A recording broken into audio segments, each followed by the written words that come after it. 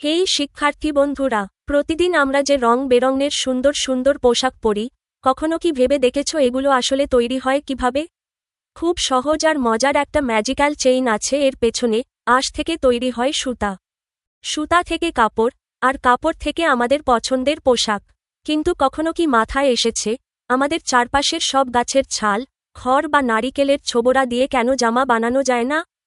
সুতা তৈরির উপযোগী আঁশগুলোর আসল রহস্যটা ঠিক কি?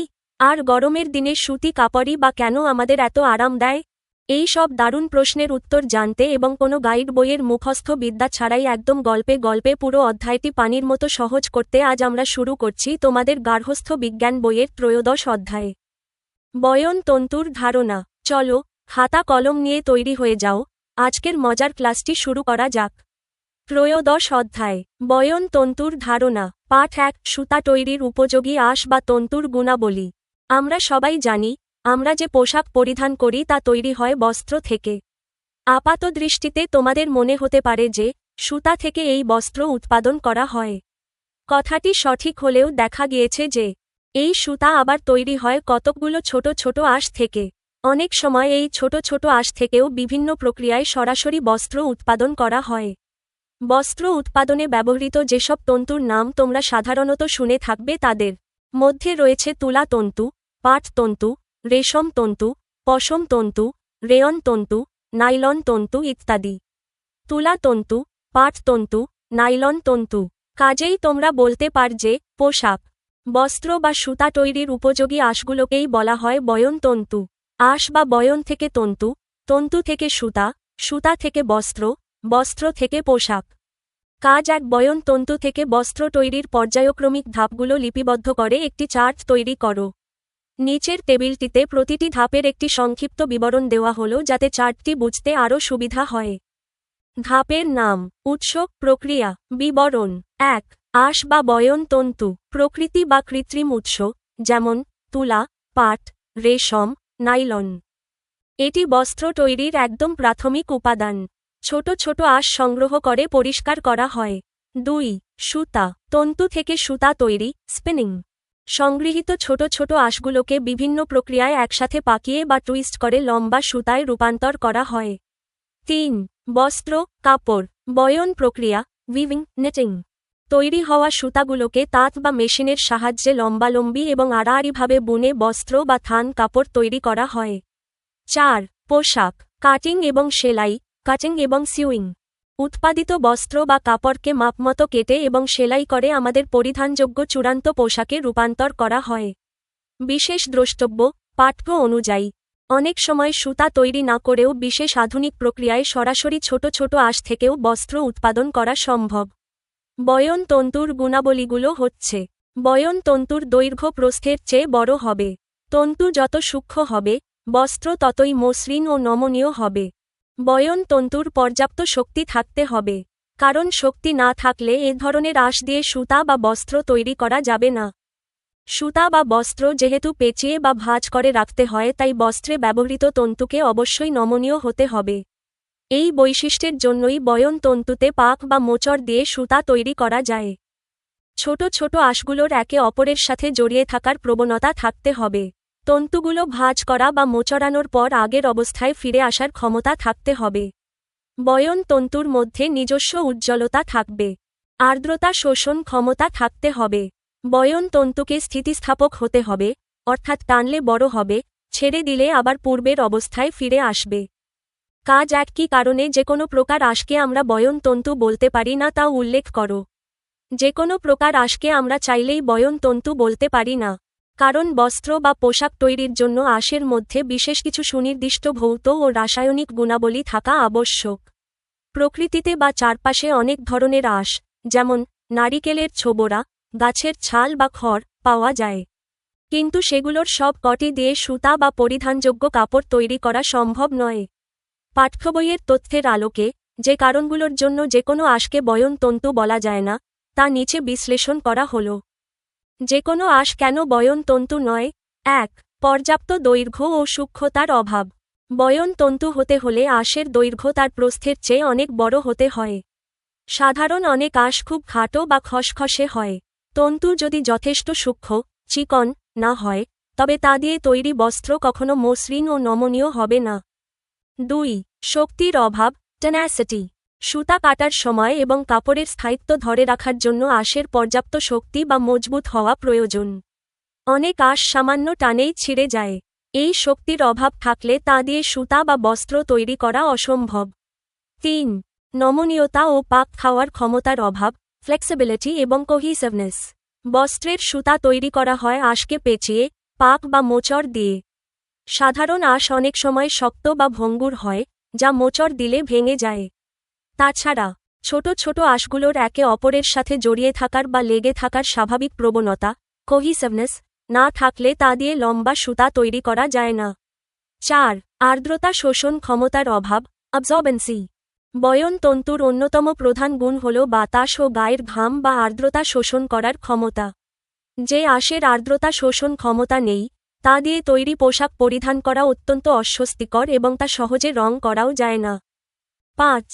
স্থিতিস্থাপকতা ও পূর্বাবস্থায় ফেরার ক্ষমতার অভাব, এলাস্টিসিটি এবং রেজিলিয়েন্সি। বয়ন তন্তুকে টানলে কিছুটা বড় হতে হয় এবং টান ছেড়ে দিলে আবার আগের জায়গায় ফিরে আসতে হয়, স্থিতিস্থাপকতা। আবার ভাঁজ বা মোচড়ানোর পরও যেন কাপড়ে স্থায়ী কুঁচকানো দাগ না পড়ে। তার জন্য আগের অবস্থায় ফেরার ক্ষমতা, রেজিলিয়েন্সি, প্রয়োজন। সাধারণ আঁশে এই গুণটি থাকে না বলে তা দিয়ে তৈরি কাপড় আকৃতি ঠিক রাখতে পারে না। সহজ কথায় সিদ্ধান্ত: একটি সাধারণ আঁশকে বয়ন তন্তু মর্যাদা পেতে হলে তার মধ্যে পর্যাপ্ত দৈর্ঘ্য, সূক্ষ্মতা, শক্তি, নমনীয়তা, আর্দ্রতা শোষণ ক্ষমতা এবং স্থিতিস্থাপকতা, এই সবগুলো গুণের উপস্থিতি থাকতে হবে। এই বিশেষ গুণগুলো নেই বলেই আমরা যেকোনো প্রকার আঁশকে বয়ন তন্তু বলতে পারি না। পাঠ 2: তন্তুর শ্রেণীবিভাগ। তোমরা আগের পাঠে জেনেছ যে বস্ত্র তৈরি হয় তন্তু থেকে। প্রকৃতিতে পোশাক তৈরির উপযোগী বিভিন্ন ধরনের তন্তু ছড়িয়ে আছে। বিজ্ঞানের অগ্রযাত্রার ফলে নানা ধরনের তন্তু আবিষ্কৃত হচ্ছে। বিভিন্ন ধরনের তন্তুর বৈশিষ্ট্য ভিন্ন ভিন্ন হওয়ার কারণে তন্তুর শ্রেণীবিন্যাসের প্রয়োজনীয়তা দেখা দিয়েছে। এর ফলে একই শ্রেণীভুক্ত তন্তুগুলোর যত্ন, গুণাগুণ ও ব্যবহার সম্পর্কে তোমাদের সুস্পষ্ট ধারণা জন্মাবে।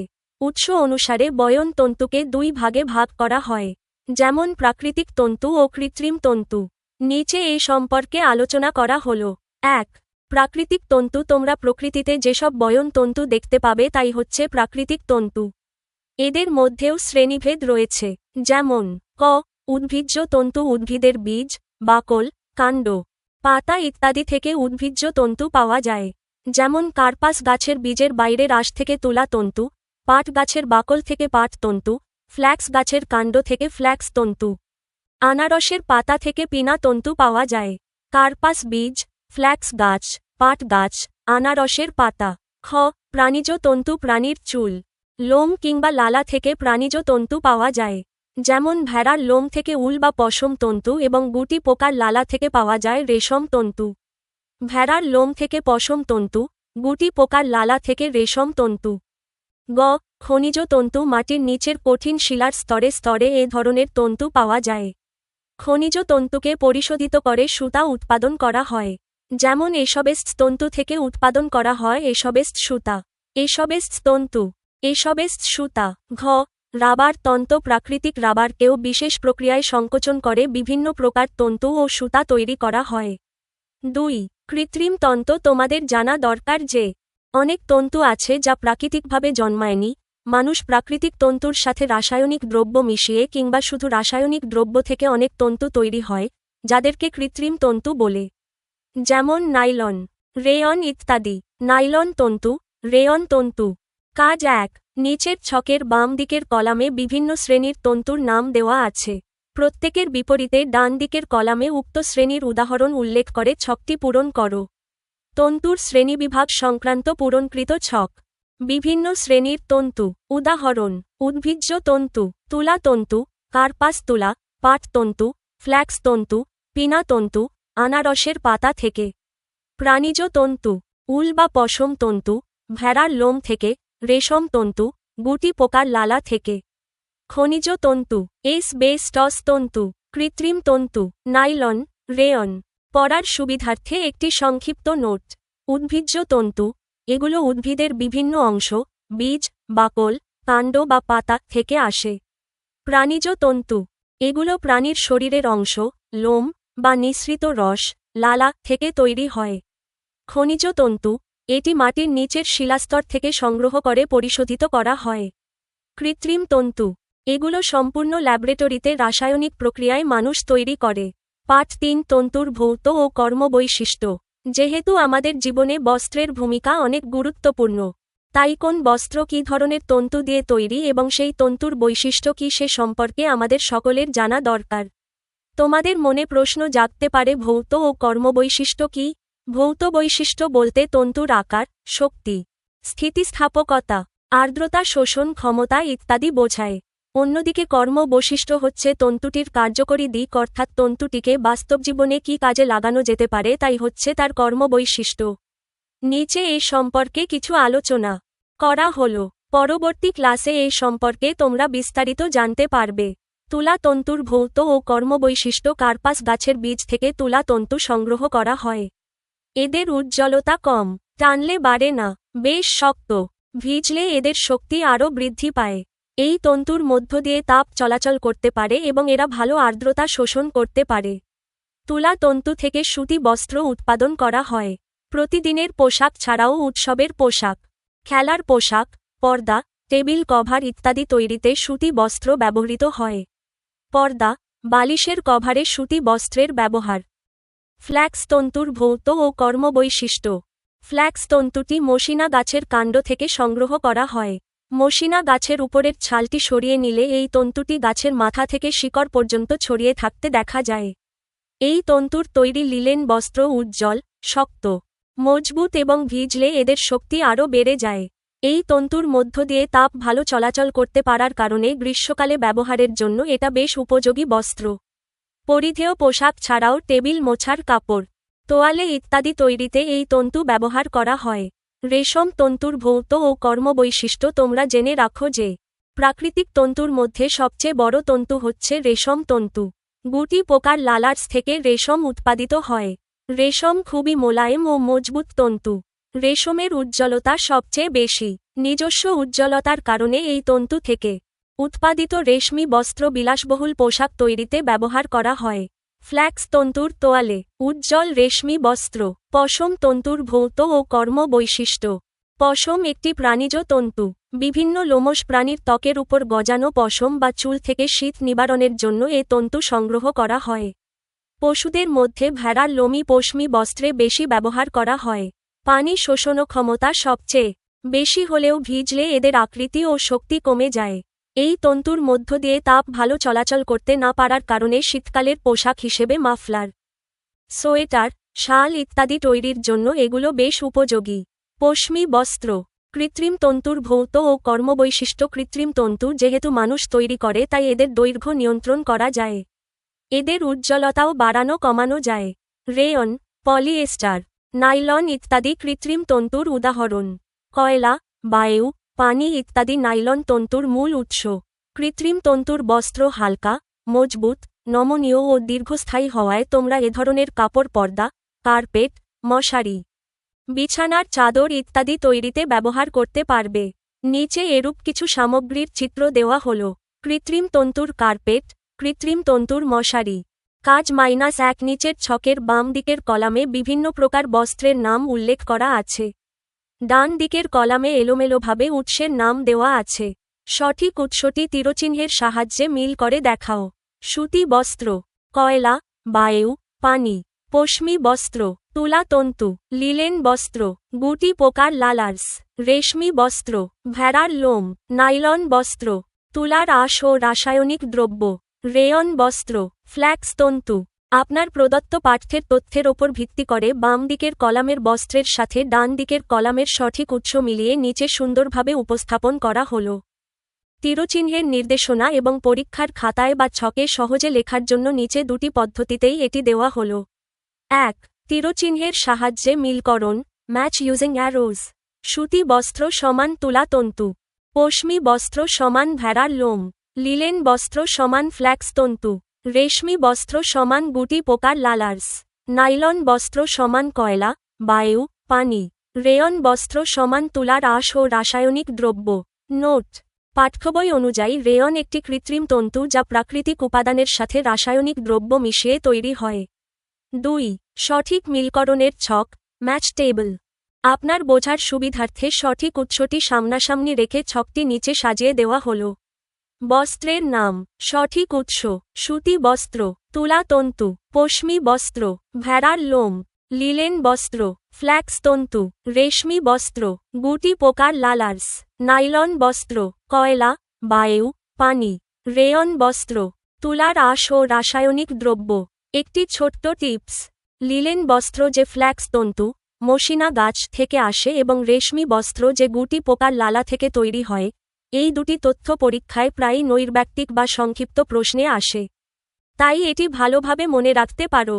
অনুশীলনী, বহুনির্বাচনী প্রশ্ন। 1. উৎস অনুসারে বয়ন তন্তুকে কভাগে ভাগ করা যায়? উত্তর, ক 2 ভাগে, প্রাকৃতিক তন্তু ও কৃত্রিম তন্তু। 2. মোজা হিসেবে ব্যবহৃত হয় কোন তন্তু? উত্তর, খ নাইলন। নাইলন তন্তু অত্যন্ত মজবুত, স্থিতিস্থাপক ও দীর্ঘস্থায়ী হওয়ায় এটি মোজা, মশারি ও কার্পেট তৈরিতে ব্যাপকভাবে ব্যবহৃত হয়। নিচের অনুচ্ছেদটি পড়ো এবং 3 নং ও 4 নং প্রশ্নের উত্তর দাও। একজন বয়নশিল্পী শীতকালীন পোশাক তৈরির জন্য কৃত্রিম তন্তুর পরিবর্তে প্রাণীজ তন্তু ব্যবহারে আগ্রহবোধ করেন। কিন্তু বিলাসবহুল পোশাক তৈরিতে তিনি গুটি পোকার লালার্স থেকে প্রাপ্ত তন্তু ব্যবহার করেন। 3. বয়নশিল্পী উল্লিখিত তন্তু বেছে নেওয়ার কারণ? উত্তর, খ তন্তুর মধ্য দিয়ে তাপ চলাচল করা কঠিন। ব্যাখ্যা, অনুচ্ছেদে বলা হয়েছে, শিল্পী শীতকালীন পোশাক তৈরির জন্য কৃত্রিম তন্তুর বদলে প্রাণীজ তন্তু, যেমন ভেড়ার লোম বা পশম, বেছে নিয়েছেন। আপনার পাঠ্যবই অনুযায়ী, পশম তন্তুর মধ্য দিয়ে তাপ ভালো চলাচল করতে পারে না, যার ফলে শরীরের তাপ বাইরে যেতে পারে না এবং শীত নিবারণ হয়। 8. বিলাসবহুল পোশাক তৈরিতে উক্ত তন্তু বেছে নেওয়ার কারণ? আই. মিহি সুতার কারণে তন্তুটি মোলায়েম। ই. সব ঋতুতেই উপযোগী। ই. এর নিজস্ব উজ্জ্বলতা আছে। নিচের কোনটি সঠিক? উত্তর, খ আই ও ই। ব্যাখ্যা, গুটি পোকার লালার্স থেকে প্রাপ্ত তন্তু হল রেশম তন্তু। পাঠ্যবই অনুযায়ী, রেশম খুবই মোলায়েম ও মজবুত তন্তু, বিবৃতি আই সঠিক। রেশমের নিজস্ব উজ্জ্বলতা সবচেয়ে বেশি এবং এই উজ্জ্বলতার কারণেই এটি বিলাসবহুল পোশাক তৈরিতে ব্যবহৃত হয়, বিবৃতি ই সঠিক। সব ঋতুতে ব্যবহারের উপযোগী, এই বৈশিষ্ট্যটি মূলত রেশমের প্রধান বা বিলাসবহুল হওয়ার কারণ হিসেবে পাঠ্যে উল্লেখ নেই, বিবৃতি ই এখানে প্রযোজ্য নয়। সৃজনশীল প্রশ্ন। ক. উৎস অনুসারে বয়ন তন্তুকে কভাগে ভাগ করা যায়? উত্তর, উৎস অনুসারে বয়ন তন্তুকে 2 ভাগে ভাগ করা যায়। যথা: 1. প্রাকৃতিক তন্তু, প্রকৃতি থেকে সরাসরি যে তন্তু পাওয়া যায়, যেমন তুলা, পাট, রেশম, পশম ইত্যাদি। 2. কৃত্রিম তন্তু, রাসায়নিক প্রক্রিয়ায় ল্যাবরেটরিতে মানুষ যে তন্তু তৈরি করে, যেমন নাইলন, রেয়ন ইত্যাদি। খ. কৃত্রিম তন্তু বলতে কী বোঝায়? উত্তর, যেসব তন্তু বা আঁশ প্রাকৃতিকভাবে সরাসরি পাওয়া যায় না, বরং মানুষ ল্যাবরেটরিতে বা কারখানায় বৈজ্ঞানিক পদ্ধতিতে তৈরি করে, সেগুলাকে কৃত্রিম তন্তু বলে। কৃত্রিম তন্তু মূলত 2 ভাবে তৈরি করা হয়। প্রাকৃতিক উপাদানের সাথে রাসায়নিক দ্রব্য মিশিয়ে, যেমন রেয়ন তন্তু, যা তুলার আঁশ বা কাঠের মন্ডের সাথে কেমিক্যাল মিশিয়ে তৈরি হয়। শুধুমাত্র রাসায়নিক উপাদান থেকে, যেমন নাইলন বা পলিয়েস্টার তন্তু, যা কয়লা, বায়ু, পানি ইত্যাদির রাসায়নিক বিক্রিয়া থেকে তৈরি হয়। কৃত্রিম তন্তুর কিছু উল্লেখযোগ্য বৈশিষ্ট্য ও সুবিধা। 1. যেহেতু এগুলো মানুষ তৈরি করে, তাই এর দৈর্ঘ্য ও উজ্জ্বলতা প্রয়োজনমতো কমানো বা বাড়ানো যায়। 2. এই তন্তুর তৈরি কাপড় সাধারণত খুব হালকা, অত্যন্ত মজবুত, নমনীয় এবং দীর্ঘস্থায়ী হয়। 3. প্রতিদিনের পোশাক ছাড়াও কার্পেট, মশারি, পর্দা এবং বিছানার চাদর তৈরিতে কৃত্রিম তন্তু ব্যাপকভাবে ব্যবহৃত হয়। 1. চিত্র ক. সুতি, চিত্র খ. ফ্ল্যাক্স তন্তু। গ. ক. চিত্রে ব্যবহৃত তন্তু সব মানুষ কেন বেশি ব্যবহার করে ব্যাখ্যা করো। উদ্দীপকের ক. চিত্রটি বামে দিয়ে সুতি বস্ত্র এবং খ. চিত্রটি ডানে দিয়ে ফ্ল্যাক্স তন্তু, লিলেন বস্ত্র নির্দেশ করা হয়েছে। আপনার দেওয়া তথ্যের আলোকে ক. চিত্রে ব্যবহৃত তুলা তন্তু বা সুতি কাপড় সব মানুষ কেন সবচেয়ে বেশি ব্যবহার করে, তার সৃজনশীল প্রশ্নের উপযোগী উত্তর নিচে ব্যাখ্যা করা হল। ক. চিত্রে ব্যবহৃত তন্তু, তুলা তন্তু, বেশি ব্যবহার করার কারণ: 1. জ্ঞানমূলক অংশ। ক। চিত্রে ব্যবহৃত তন্তুটি হল তুলা তন্তু, সুতি বস্ত্র। অসাধারণ আরামদায়ক ভৌত বৈশিষ্ট্য ও বহুমুখী কর্মবৈশিষ্ট্যের কারণে সারা পৃথিবীর মানুষ দৈনন্দিন জীবনে এই তন্তু সবচেয়ে বেশি ব্যবহার করে। ২। অনুধাবনমূলক অংশ। তুলা তন্তু কার্পাস গাছের বীজ থেকে সংগ্রহ করা হয়। এই তন্তুর প্রধান বৈশিষ্ট্য হল এটি উচ্চ আর্দ্রতা শোষণ ক্ষমতাসম্পন্ন এবং এর মধ্য দিয়ে খুব সহজে তাপ চলাচল করতে পারে। ফলে এটি পরিধান করলে শরীর ঠান্ডা ও আরামদায়ক থাকে।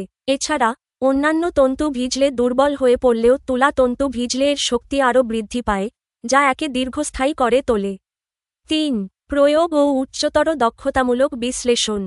বাস্তব জীবনে মানুষ অন্য যেকোনো তন্তুর, যেমন চিত্র খ এর ফ্ল্যাক্স তন্তু বা অন্যান্য কৃত্রিম তন্তু, চেয়ে সুতি কাপড় বেশি পছন্দ ও ব্যবহার করার পেছনে সুনির্দিষ্ট কিছু কর্মবৈশিষ্ট্য কাজ করে। আবহাওয়া উপযোগী। বাংলাদেশের মতো গ্রীষ্মপ্রধান দেশে গরম ও ভ্যাপসা আবহাওয়ায় শরীর প্রচুর ঘামে। সুতি কাপড়ের শোষণ ক্ষমতা বেশি হওয়ায় এটি দ্রুত গায়ের ঘাম শুষে নেয়। তাপ চলাচল ব্যবস্থা। এই তন্তুর মধ্য দিয়ে তাপ ভালো চলাচল করতে পারায় শরীরের ভেতরের গরম সহজেই বাইরে বেরিয়ে যায়। ফলে গরমের দিনে এটি পরম আরাম দেয়। সহজ ধৌতকরণ ও স্থায়িত্ব। প্রতিদিনের ব্যবহারে কাপড় দ্রুত ময়লা হয়। সুতি কাপড় ভিজলে যেহেতু এর শক্তি বা মজবুত ভাব আরও বেড়ে যায়, তাই এটি বারবার ধুয়ে ও কেচে ব্যবহার করলেও সহজে নষ্ট বা ছেড়ে যায় না। বহুমুখী ব্যবহার। এটি দিয়ে শুধু প্রতিদিনের সাধারণ পোশাকই তৈরি হয় না, বরং বিছানার চাদর, বালিশের কভার, পর্দা, টেবিল কভার এবং খেলার পোশাকের মতো নিত্যপ্রয়োজনীয় প্রায় সব সামগ্রী তৈরি করা সম্ভব। ত্বকের জন্য নিরাপদ।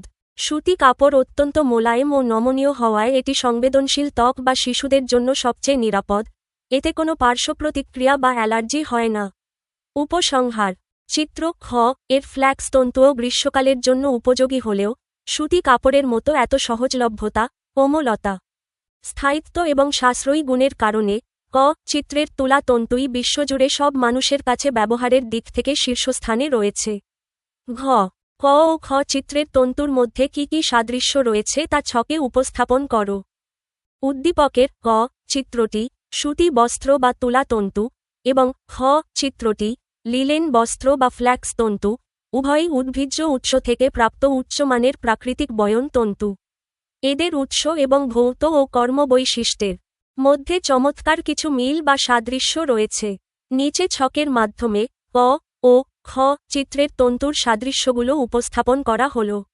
ক ও খ চিত্রের তন্তুর তুলা ও ফ্ল্যাক্স মধ্যে সাদৃশ্যসমূহ। সাদৃশ্যের ক্ষেত্র। চিত্র ক তুলা তন্তু, সুতি।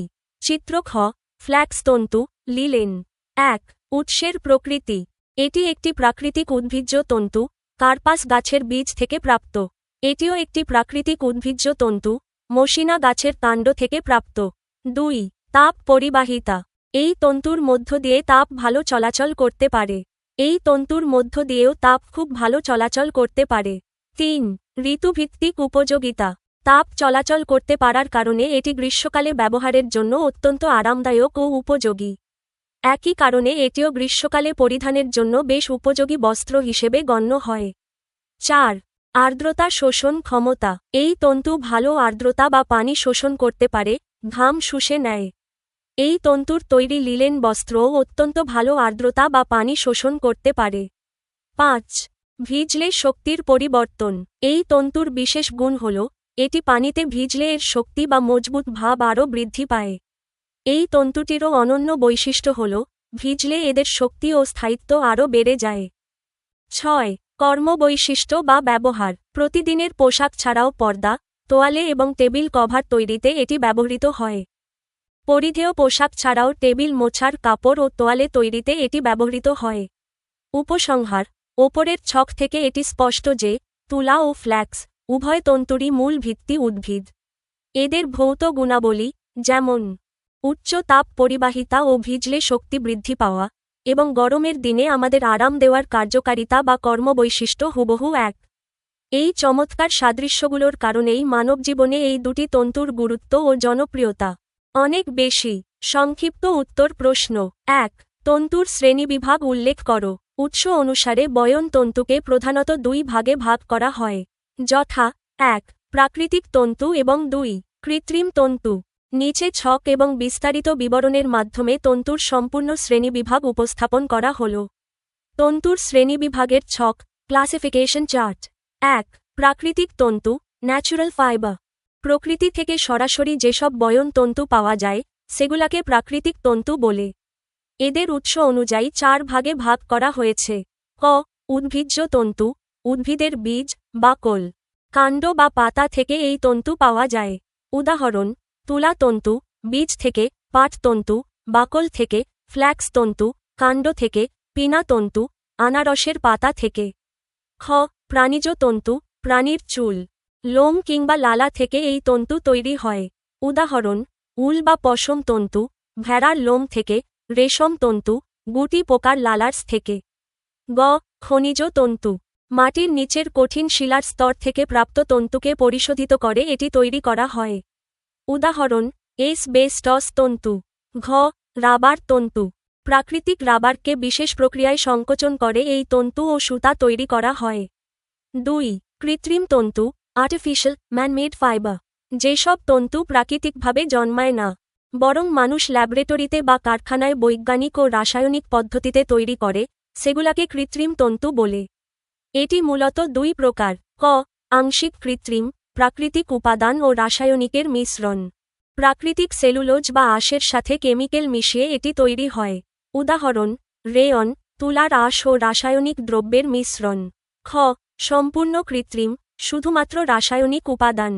বিভিন্ন রাসায়নিক উপাদানের বিক্রিয়া ঘটিয়ে সম্পূর্ণ কৃত্রিম উপায়ে তৈরি করা হয়। উদাহরণ: নাইলন, কয়লা, বায়ু ও পানির সমন্বয়ে তৈরি, পলিয়েস্টার ইত্যাদি। 2. তন্তুর ভৌত বৈশিষ্ট্য বলতে কী বোঝায়? উত্তর: কোনো একটি তন্তুর বাইরের রূপ, গঠন, ভেতরের কণার বিন্যাস এবং প্রাকৃতিকভাবে প্রাপ্ত নিজস্ব গুণাবলীকে তন্তুর ভৌত বৈশিষ্ট্য বলে। সহজ কথায়, তন্তুটির বাহ্যিক ও গাঠনিক অবস্থা কেমন এবং বিভিন্ন প্রাকৃতিক উপাদানের, যেমন পানি, তাপ বা টান, প্রতি এটি কেমন আচরণ করে, তাই হল তার ভৌত বৈশিষ্ট্য। পাঠ্যবইয়ের আলোকে তন্তুর প্রধান প্রধান ভৌত বৈশিষ্ট্যগুলো নিচে আলোচনা করা হল। আকার ও দৈর্ঘ্য, সাইজ এবং লেংথ। তন্তুর দৈর্ঘ্য তার প্রস্থের চেয়ে কত বড় বা তন্তু কতখানি সূক্ষ্ম, চিকন, তা এর অন্যতম ভৌত বৈশিষ্ট্য। যেমন, প্রাকৃতিক তন্তুর মধ্যে রেশম সবচেয়ে দীর্ঘ ও মসৃণ, আবার কৃত্রিম তন্তুর দৈর্ঘ্য মানুষ নিজের ইচ্ছামতো নিয়ন্ত্রণ করতে পারে। শক্তি ও মজবুত ভাব, স্ট্রেংথ। সুতা কাটার সময় বা কাপড় তৈরির পর তা কতখানি টান সহ্য করতে পারে। যেমন, তুলা ও ফ্ল্যাক্স তন্তু বেশ শক্ত, কিন্তু পশম তন্তু ভিজলে এর শক্তি কমে যায়। স্থিতিস্থাপকতা, এলাস্টিসিটি। তন্তুকে টানলে তা কতটুকু বড় হয় এবং টান ছেড়ে দিলে আবার আগের অবস্থায় ফিরে আসে কি না। যেমন, তুলা তন্তু টানলে বাড়ে না, স্থিতিস্থাপকতা কম, কিন্তু কৃত্রিম তন্তু বা রাবার তন্তু বেশ স্থিতিস্থাপক। আর্দ্রতা শোষণ ক্ষমতা, অ্যাবজর্বেন্সি। তন্তুর বাতাস থেকে পানি বা শরীরের ঘাম শুষে নেওয়ার ক্ষমতা। যেমন, পশম এবং তুলা তন্তুর আর্দ্রতা শোষণ ক্ষমতা খুব ভালো, কিন্তু কৃত্রিম তন্তুর এই ক্ষমতা বেশ কম। তাপ পরিবাহিতা, হিট কন্ডাক্টিভিটি। তন্তুর মধ্য দিয়ে তাপ যাতায়াত করতে পারার ক্ষমতা। যেমন, তুলা ও ফ্ল্যাক্স তন্তুর মধ্য দিয়ে তাপ ভালো চলাচল করতে পারে বলে এগুলো গরমে আরাম দেয়। অন্যদিকে পশম তন্তুর মধ্য দিয়ে তাপ চলাচল করতে পারে না বলে এটি শরীরের তাপ ভেতরে ধরে রেখে শীত নিবারণ করে। উজ্জ্বলতা, লাস্টার। তন্তুর নিজস্ব চকচকে ভাব বা আলোর প্রতিফলন করার ক্ষমতা। যেমন, প্রাকৃতিক তন্তুর মধ্যে রেশমের উজ্জ্বলতা সবচেয়ে বেশি, আবার তুলার উজ্জ্বলতা বেশ কম। সংক্ষেপে সিদ্ধান্ত: তন্তুর আকার, শক্তি, উজ্জ্বলতা, স্থিতিস্থাপকতা, তাপ পরিবাহিতা এবং আর্দ্রতা শোষণ করার নিজস্ব প্রাকৃতিক ক্ষমতাই হচ্ছে তার ভৌত বৈশিষ্ট্য। এই ভৌত বৈশিষ্ট্যের ওপর ভিত্তি করেই নির্ধারণ করা হয় তন্তুটিকে বাস্তব জীবনে আমরা কী কাজে, কর্ম বৈশিষ্ট্য, লাগাব। 3. কোন তন্তুর পোশাক গ্রীষ্মকালের জন্য উপযোগী? ব্যাখ্যা করো। উত্তর: গ্রীষ্মকালের জন্য সবচেয়ে উপযোগী পোশাক হল উদ্ভিজ্জ উৎস থেকে প্রাপ্ত প্রাকৃতিক তন্তু। বিশেষ করে তুলা তন্তু, সুতি বস্ত্র, এবং ফ্ল্যাক্স তন্তু, লিলেন বস্ত্র। নিচে এর বৈজ্ঞানিক ও ব্যবহারিক কারণগুলো ব্যাখ্যা করা হল। 1. তুলা তন্তু বা সুতি বস্ত্রের উপযোগিতা। গ্রীষ্মকালে আমাদের চারপাশে অন্য যেকোনো কাপড়ের চেয়ে সুতি কাপড়ের ব্যবহার সবচেয়ে বেশি দেখা যায়। এর কারণগুলো হল চমৎকার আর্দ্রতা শোষণ ক্ষমতা। গ্রীষ্মকালে আমাদের শরীর প্রচুর ঘামে। তুলা তন্তুর আর্দ্রতা শোষণ ক্ষমতা খুব বেশি হওয়ায় এটি শরীরের ঘাম দ্রুত শুষে নেয়। ফলে শরীর চটচটে বা ভেজা ভাব থেকে মুক্ত থাকে এবং আরাম মেলে। উচ্চ তাপ পরিবাহিতা। সুতি কাপড়ের মধ্য দিয়ে খুব সহজে তাপ চলাচল বা যাতায়াত করতে পারে। এর ফলে শরীরের ভেতরের গরম বা উত্তাপ সহজেই কাপড়ের ভেতর দিয়ে বাইরে বেরিয়ে যায় এবং বাইরের বাতাস ভেতরে প্রবেশ করতে পারে। এটি শরীরকে ঠান্ডা রাখতে সাহায্য করে। 2. ফ্ল্যাক্স তন্তু বা লিলেন বস্ত্রের উপযোগিতা। মশিনা গাছের কাণ্ড থেকে তৈরি ফ্ল্যাক্স তন্তুও গরমের দিনে ব্যবহারের জন্য অত্যন্ত চমৎকার। উষ্ণ আবহাওয়ায় আরামদায়ক। সুতি কাপড়ের মতোই লিলেন বস্ত্রের মধ্য দিয়েও তাপ খুব ভালো চলাচল করতে পারে। দ্রুত শুকানোর ক্ষমতা। লিলেন কাপড় শরীর থেকে আর্দ্রতা বা ঘাম শোষণ করার পাশাপাশি খুব দ্রুত তা বাতাসে শুকিয়ে ফেলতে পারে। এই কারণে আর্দ্র ও গ্রীষ্মপ্রধান আবহাওয়ায় লিলেন বস্ত্র পরা বেশ আরামদায়ক। সংক্ষিপ্ত সিদ্ধান্ত: যেসব তন্তুর আর্দ্রতা শোষণ ক্ষমতা বেশি এবং তাপ পরিবাহিতা ভালো, সেগুলোই গ্রীষ্মকালের উপযোগী। তুলা, সুতি ও ফ্ল্যাক্স, লিলেন তন্তুর মধ্যে এই দুটি ভৌত বৈশিষ্ট্য চমৎকারভাবে বিদ্যমান থাকায় এই তন্তুগুলোর পোশাকই গ্রীষ্মকালে ব্যবহারের জন্য সবচেয়ে সেরা। অন্যদিকে কৃত্রিম তন্তু, যেমন নাইলন বা পলিয়েস্টার, ঘাম শোষণ করতে পারে না বলে গরমের দিনে তা অত্যন্ত অস্বস্তিকর। তাহলে বন্ধুরা, আজকের ক্লাস থেকে আমরা খুব সহজেই জেনে নিলাম কিভাবে তন্তু থেকে আমাদের পরিধানযোগ্য পোশাক তৈরি হয়, বয়ন তন্তুর বিশেষ গুণগুলো কী কী এবং আবহাওয়া অনুযায়ী কোন কাপড়ের কার্যকারিতা কেমন। আশা করি পরীক্ষার খাতায় এখন যেকোনো সৃজনশীল বা বহুনির্বাচনী প্রশ্নের উত্তর তোমরা একদম নিজের মতো করে গুছিয়ে লিখতে পারবে। আজকের ক্লাসে তোমাদের কোনো অংশটি সবচেয়ে বেশি ভালো লেগেছে তা ঝটপট আমাদের কমেন্ট করে জানিয়ে দাও। আর হ্যাঁ, আমাদের কোনো ভুল ত্রুটি চোখে পড়লেও কিন্তু কমেন্টে জানাতে ভুলবে না। গাইড বই ছাড়া এমন আনন্দের সাথে সহজে শিখতে এখনই ভিডিওটিতে একটি লাইক দাও। চ্যানেলটি সাবস্ক্রাইব করো আর বন্ধুদের সাথে এখনই শেয়ার করে দাও। দেখা হচ্ছে আগামী ক্লাসে নতুন কোনো মজার পড়া নিয়ে। সবাই ভালো থেকো, ধন্যবাদ।